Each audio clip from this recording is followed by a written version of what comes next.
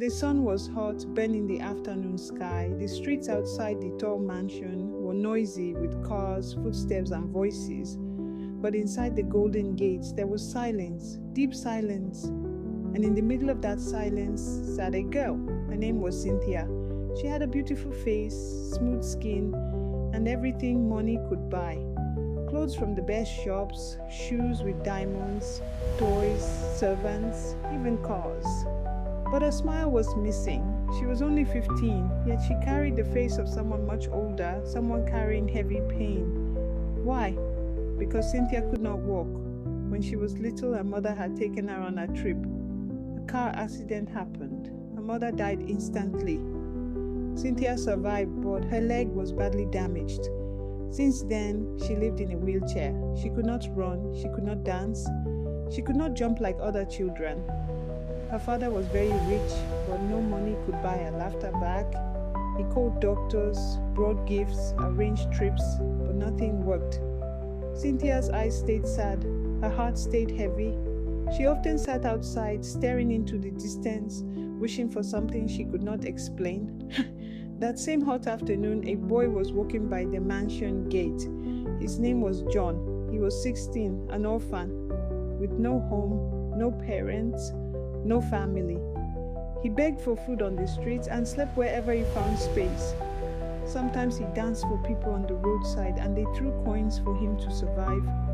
His life was hard, but he was still alive, still breathing, still hoping.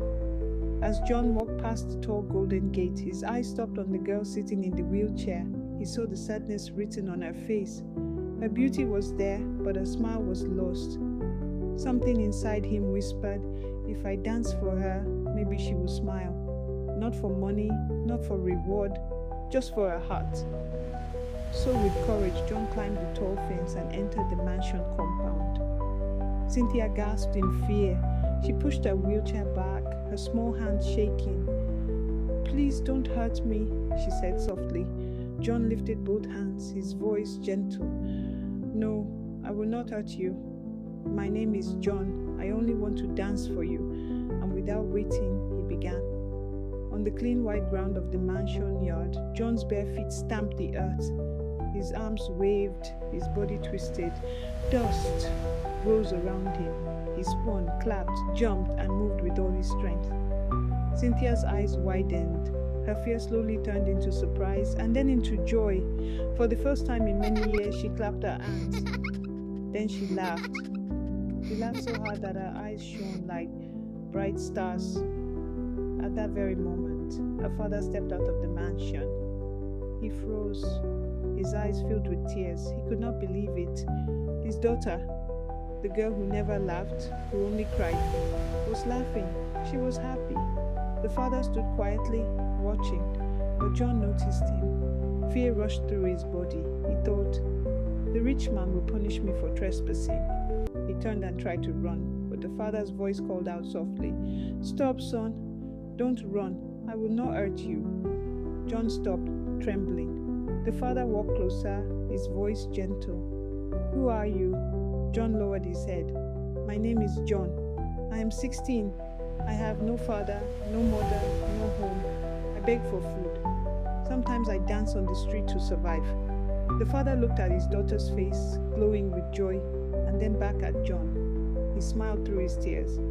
You have done what money and doctors could not do. You made my daughter smile. From that day, the father took John in. He gave him food, clothes, and a bed. He sent him to school. He became a father to him. Cynthia, who was only 15, treated John like a brother. She shared her books, her toys, her secrets. Together they laughed, played, and grew. John pushed her wheelchair through the garden, made her laugh in the mornings, and danced for her under the moonlight. The house that was once quiet and filled with sorrow now rang with laughter and joy. The father loved both children equally.